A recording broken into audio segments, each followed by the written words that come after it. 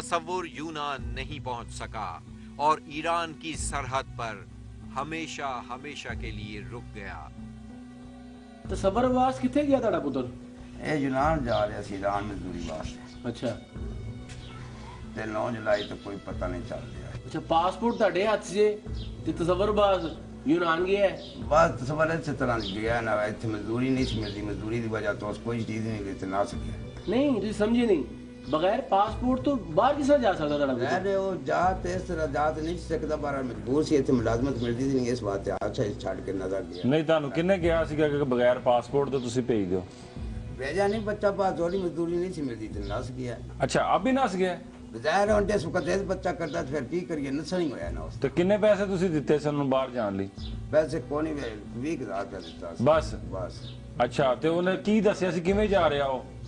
अब मजदूरी वास्ते जा रहा ਨਹੀਂ ਕਿਸ ਜਹਾਜ਼ ਦੇ ਜ਼ਰੀਏ ਜਾ ਰਿਹਾ, ਸਮੁੰਦਰ ਦੇ ਜ਼ਰੀਏ ਜਾ ਰਿਹਾ? पैदल जा रहा, ਪੈਦਲ ਜਾ ਰਿਹਾ? ठीक रास्ते पैदल जा रहा। ਅੱਛਾ ਇੱਥੋਂ ਪੈਦਲ ਜਾ ਰਿਹਾ ਏਡੀ ਦੂਰ? ਆਹੋ ਇੱਥੇ ਪੈਦਲ ਜਾ ਰਹੇ। ਕਿਸ ਤਰ੍ਹਾਂ ਜਾਣਾ ਸੀ ਉਹਨੇ?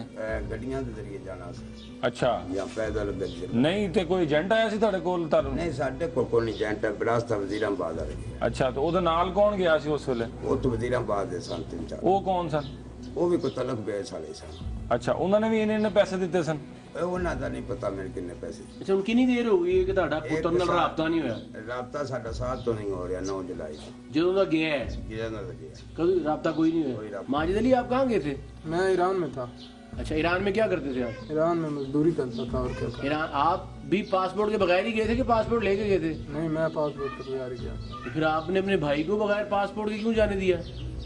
बस पहले मैं उधर काम कर रहा था, फिर वो भी चला गया, इधर काम ही नहीं उसकी, कोई 10 जमातें भी पढ़ा। अच्छा मुझे ये बताएं आप वो जब वहाँ गया आपने फिर उसको ढूंढा, कहाँ गया भाई आपका? हाँ मैंने देखा, वो उसने रब्ता किया, मुझे फ़ोन किया एजेंट से, मैंने बात की, वो एजेंट कहता है मेरे पास है। हम तकरीबन दूसरे दिन। कहाँ था वो उस वक्त? वो उधर राह नहीं पहुँचा नहीं तो था। एजेंट कौन था? एजेंट कौन था? एजेंट ये उधर का था, ईरान का। नाम क्या था एजेंट का? इसका नाम मजीद था। मजीद पाकिस्तानी था वो? नहीं वो ईरान का था। नहीं ईरानी नेशनल था कि पाकिस्तानी था? पाकिस्तानी नेशनल था। अच्छा पाकिस्तानी नेशनल था। इसका नाम उस्मान था। अच्छा वो वहाँ से ऑपरेट कर रहा था? हाँ वो यूनान पहुंचा हुआ था, बैठा हुआ। जिनके साथ आपका भाई आया था वो कुछ लोग पहुंचे भी थे ईरान? नहीं कोई भी नहीं पहुंचा था, सब उधर ही थे, लेकिन कॉल की, लेकिन फिर पता नहीं चला। नहीं कुछ पता चला था कि कुछ लाशें वहाँ पे पहुंची थी, डेड बॉडीज पहुंची थी? लाशें पहुंची थी, लेकिन वो लाशें नहीं थी, ओपन लाशें थी। मैंने सब लाशें। वो किन की थी लाशें? वो फैसलाबाद के लड़के थे। वो जो लाशें थी वो कौन ले गया, कहाँ गई वो लाशें? वो उधर ही दफना दी। मंडी बहाउद्दीन में कुछ लोगों से ऑफ द रिकॉर्ड और कुछ से इन कैमरा बात हुई। जी उमर, यहाँ पे जो घराने हैं जिनके लोग ह्यूमन ट्रैफिकिंग या स्मगलिंग का शिकार हुए हैं, आपकी उनसे मुलाकात हुई है, आपको क्या जवाब दिया उन्होंने? मेरा ख्याल है कि जितने भी लोगों से मुलाकात हुई है इसमें हम एजेंट्स का तो मैं उनको कसूरवार ठहराता ही हूँ कि वो इंसानी स्मगलिंग कर रहे हैं, लेकिन इसमें इनकी जो फैमिलीज़ हैं उनकी खुद की भी लालच है। वो चाहते हैं हमारे बच्चे चले जाएं और वो ये लालच करते हैं कि इतने कम पैसे हैं, 50,000 रुपया है। जितनी भी फैमिली से मिले हैं ना, तो उन मैक्सिमम लोगों के पासपोर्ट इधर पड़े हुए हैं और वो बाहर जाने के लिए अपने घरों से रवाना हो चुके हैं।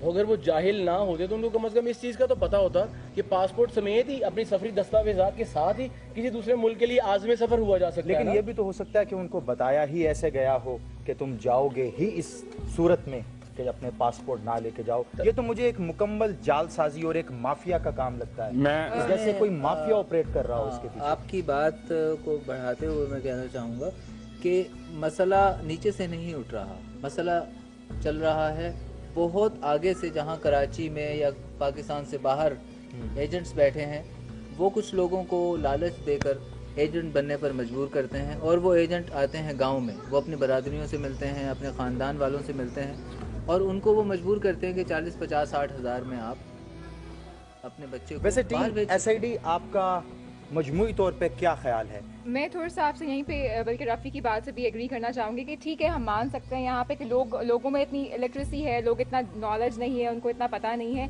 लेकिन उसके बावजूद जो एक इम्पॉर्टेंट बात ये है कि हम उन चीज़ों को, हम उन फैमिलीज़ को भूल गए जो इससे सफ़र हो रही हैं। क्योंकि मैं अभी कुछ ऐसी ख़वातीन से मिल के आई हूँ जो कि कैमरे पर तो नहीं आ रही हैं, लेकिन वो जितनी ज़्यादा तकलीफ़ में है बिकॉज़ वो अपने प्यारों को खो चुकी हैं, تو ہم اس ایلیمنٹ کو کبھی بھی نہیں بھول سکتے, کیونکہ کوئی یہ نہیں چاہے گا کہ اپنی کسی نیگلیجنس کی وجہ سے وہ اپنے بچوں کو خود کھو دیں. کسی کو نہیں پتا ہوگا کہ یہ ایک بندہ جو ہمیں ٹریفک کر رہا ہے وہ کس نیت سے ٹریفک کر رہا ہے. May be they don't know, لیکن وٹ دے لوزرز, انہوں نے اپنی فیملیز کھوئی ہیں اور وہ جتنے تکلیف میں ہیں وہ ہم سب جانتے ہیں.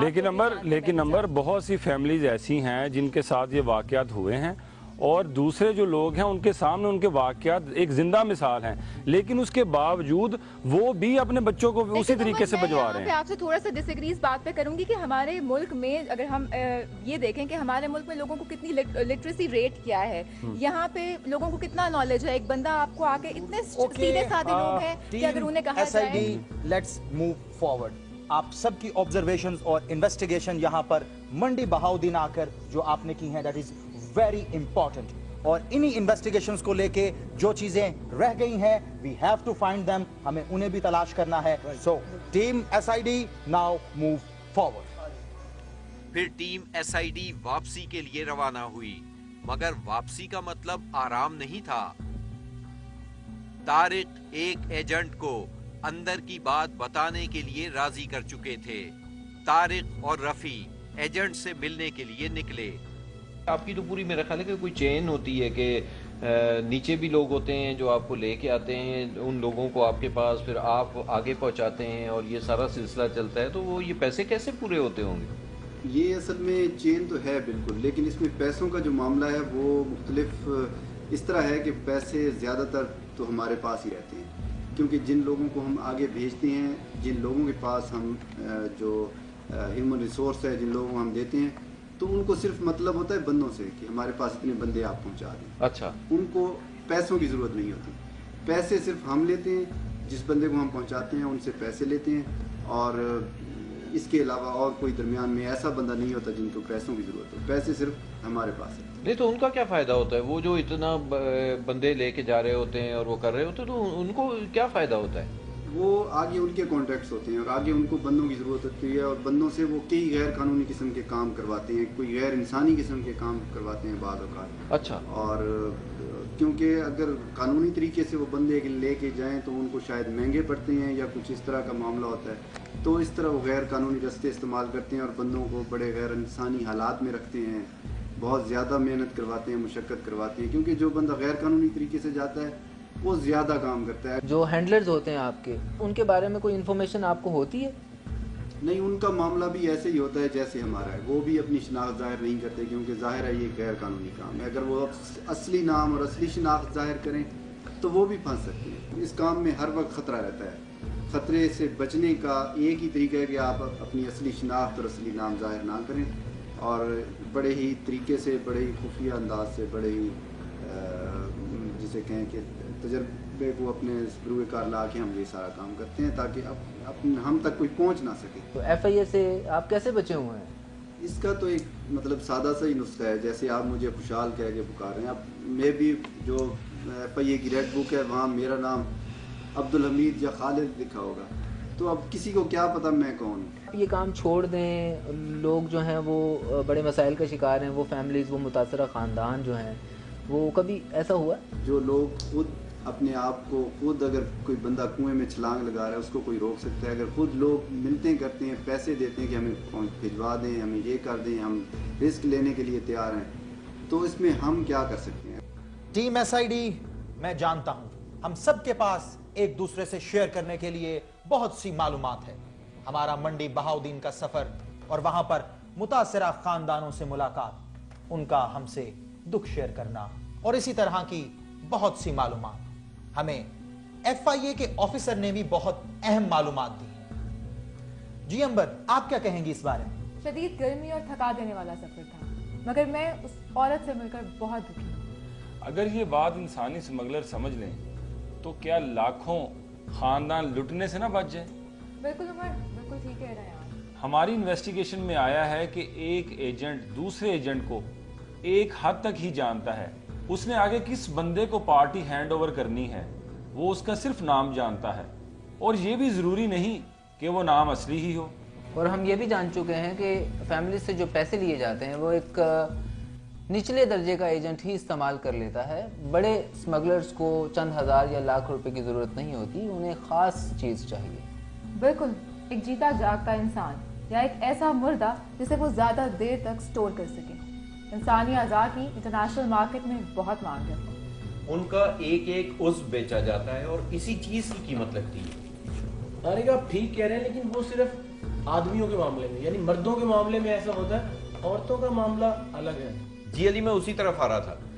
دراصل عورتوں کو جنسی غلام بنانے کے لیے یا تو امیروں کے ہاتھوں میں یا کیسینوز میں فروخت کر دیا جاتا ہے, اور وہاں پر وہ اتنی اذیت ناک زندگی گزارتی ہیں جو ایک طوائف کی زندگی سے بھی بدتر ہوتی ہے. اور ہمارا منڈی بہاؤدین جانا اسی بڑی تصویر کو سمجھنے کی ایک پہلی کوشش ہے, جس میں عام سادہ لوہ دیہاتیوں سے لے کر بڑے گھرانوں تک کی لڑکیوں کو انسانی اسمگلنگ کا شکار بنایا جاتا ہے. انسانی اسمگلرز کو روکنا بہت ضروری ہے. ایف آئی اے نے بھی ایک ریڈ بک جاری کی تھی جس میں 76 انسانی اسمگلرز کا ڈیٹا جاری کیا گیا تھا. ان سب کا تعلق پنجاب کے ساتھ ہے. یہ مفرور ہیں مگر فعال ہیں. بچے اس لیے رہتے ہیں کہ نچلی سطح پر ان کا تعلق گہرا اور اوپر والوں سے پکی دوستیاں ہیں. لیکن اگر یہ اتنے ہی فعال ہیں تو انہیں روکا کیسے جائے گا؟ روکا جا سکتا ہے, بالکل انہیں روکا جا سکتا ہے, لیکن اس کے لیے ہمیں عوام کو باشعور بنانا ہوگا. عوام باشعور ہوں گے تو یہ کام رک سکتا ہے, اور آئی تھنک ہم یہی کر رہے ہیں. بالکل درست, آپ سب نے ٹھیک کہا. ٹیم ایس آئی ڈی ہماری یہ انویسٹیگیشن یقیناً تمام لوگوں کے لیے بہت سود مند ثابت ہوگی, اور مجھے یقین ہے کہ اس کے نتائج بہت دور رس ہوں گے.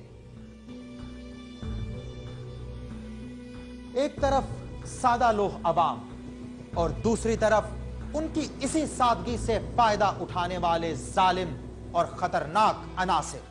شعور انسان کو بیدار رکھتا ہے, اور ہم نے اس پروگرام کے ذریعے یہی پیغام دینے کی کوشش کی ہے کہ عوام میں سب سے زیادہ ضروری ہے بیداری, تاکہ ان عناصر کو اپنا کام کرنے کا موقع ہی نہ ملے جو انسان کو کچھ نہیں سمجھتے. یاد رکھیے, جب بھی بات ہوگی جرم کے خاتمے کی, آپ کے ساتھ ہوگی ٹیم ایس آئی ڈی. اگر آپ بھی شکار ہیں کسی جرم کے اور چاہتے ہیں کہ تفتیش کرے ٹیم ایس آئی ڈی, تو ہمیں بتائیے, ہمیں ای میل کریں. ہمارا ایڈریس ہے sid@sama.tv. آپ ہمیں فیس بک پر بھی جوائن کر سکتے ہیں, facebook.com/sama investigation department. یاد رکھیے, جب بات ہوگی جرم کی, تفتیش کرے گی ٹیم ایس آئی ڈی.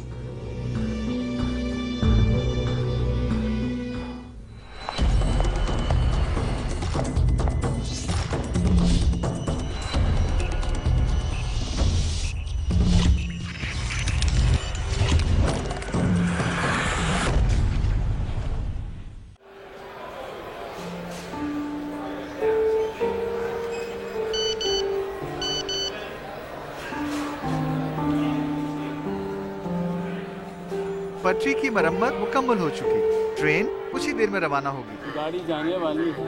شکر ہے خدا کا.